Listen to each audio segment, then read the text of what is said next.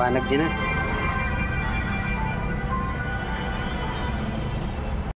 Mga prof, baka ganito ang TV nyo. LG 49 inches.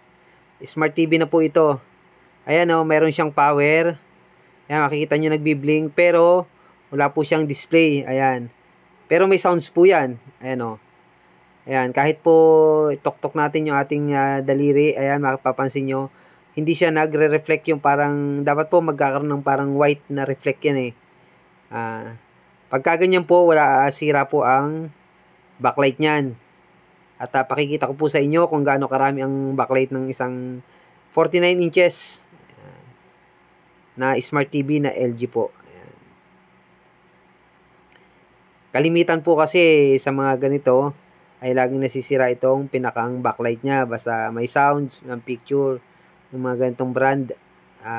Marami na po akong nagawa na ganito na LG na brand na lagi pong backlight yung kanyang nasisira.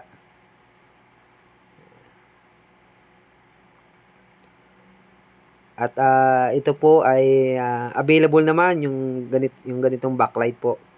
Ayan Hindi ko na po masyadong pinakita sa inyo kung gaano katagal yung pagkalas kasi medyo mahaba-haba po yan. Matagal-tagal ng konti. Kasi maingat po tayo sa pagbaklas. Ayan na po yung pinakang backlight niya mismo. Ayan Apat po siya na stripe. Yan.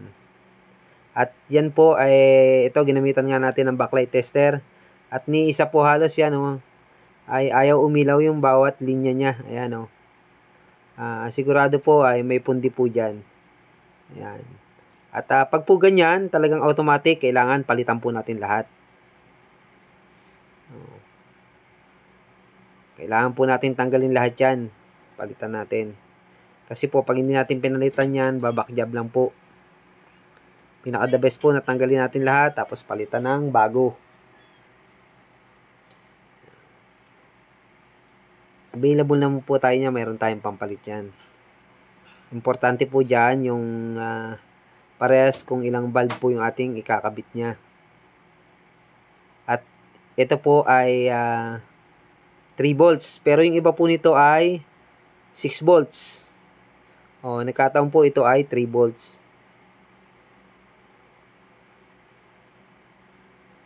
Ayan, ito po. Meron po tayong pampalit niyan. Ayan. Apat na stripe din po ang ating ipapalit dyan. At yan po ay 3 volts din. Ayan, 3 volts po yan. At may nabibili naman po nito order. Kaya pinaka-the best po pag nagpalit kayo ng backlight, dapat po talaga papalitan natin lahat para yung lifespan po kasi ng backlight ay halos ay kung halimbawa po parehas bago yan, halos po ay sabay-sabay ang nasisira yan. Kaya nagkakataon lang po na may nauuna na iba na nasisira, pero the other day po susunod yan, yung kabila naman ang masisira kapag hindi po pinalitan natin lahat. Ayan.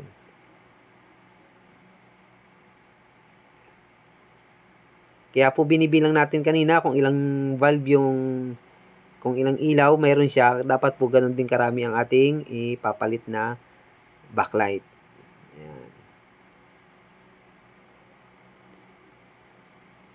Ayan kung mapapansin nyo, bago natin takpan, ayan, tinest po natin muna kung good talaga, kung umiilaw po siya lahat bago natin i-fix ng mabuti. Ayan tinakpan ko, mapapansin nyo, may ilaw na siya Ayan, tapos, tetestingin na po natin yan. Ganyan lang po kadali, kabilis magpalit ng backlight. Basta po may available kayo, pampalit. Ayan. Lagyan lang natin ng input para makita natin kung good yung kanyang pinakang display.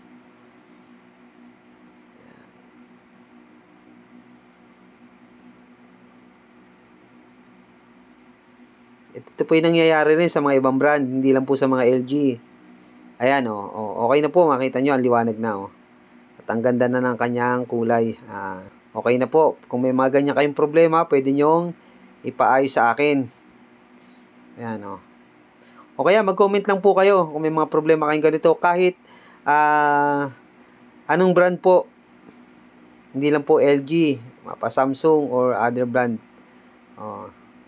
Inayos lang natin yung tayo. Ayan po. At pakishare naman po itong aking video at pa-support naman po sa aking YouTube channel. Kung may mga ganito po kayo, dalhin nyo lang dito sa